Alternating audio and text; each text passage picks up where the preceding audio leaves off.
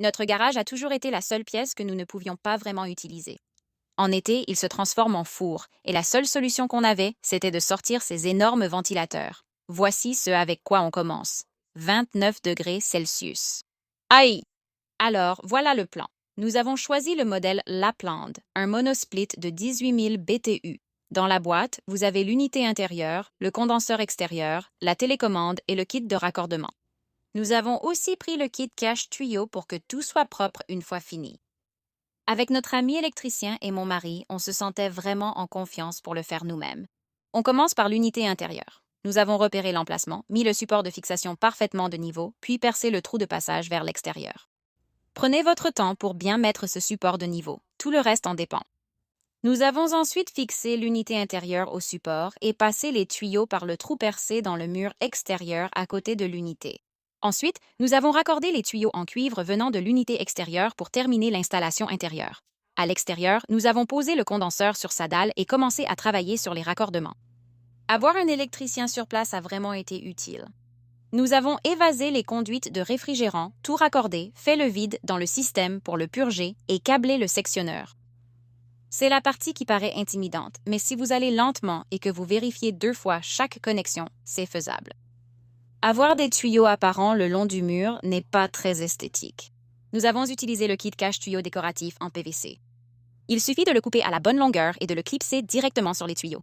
Notez la différence. Cette étape transforme un travail de bricoleur en une réalisation dont vous pouvez être fier. Une chose à ne surtout pas négliger, c'est le boîtier de coupure. C'est l'interrupteur étanche monté juste à côté de l'unité extérieure. Il coupe l'alimentation du système d'un geste simple. C'est essentiel pour la sécurité et, dans la plupart des régions, la réglementation impose qu'il soit visible depuis le condenseur. Notre électricien l'a câblé. Si vous n'êtes pas à l'aise avec l'électricité, faites appel à un professionnel.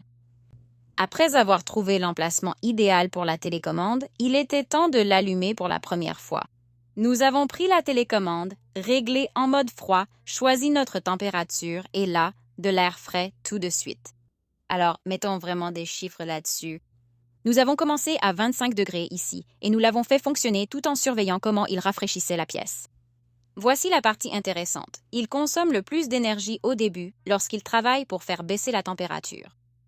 Une fois la température atteinte, la technologie inverter prend le relais pour la maintenir et la consommation d'énergie baisse fortement. Nous l'avons fait descendre à une température confortable de 22 degrés et il l'a maintenue sans aucun effort. Et une grande raison de cette efficacité, c'est le réfrigérant écologique R32 associé à sa certification Energy Star.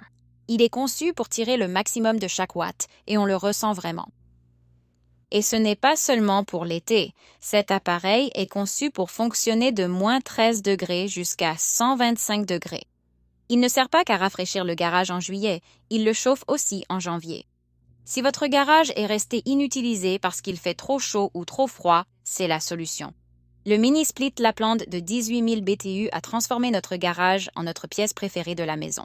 Si vous voulez l'essayer vous-même, utilisez le code HOMETALK pour bénéficier de 25% de réduction. Faites-nous confiance. Vous vous demanderez pourquoi vous avez attendu aussi longtemps.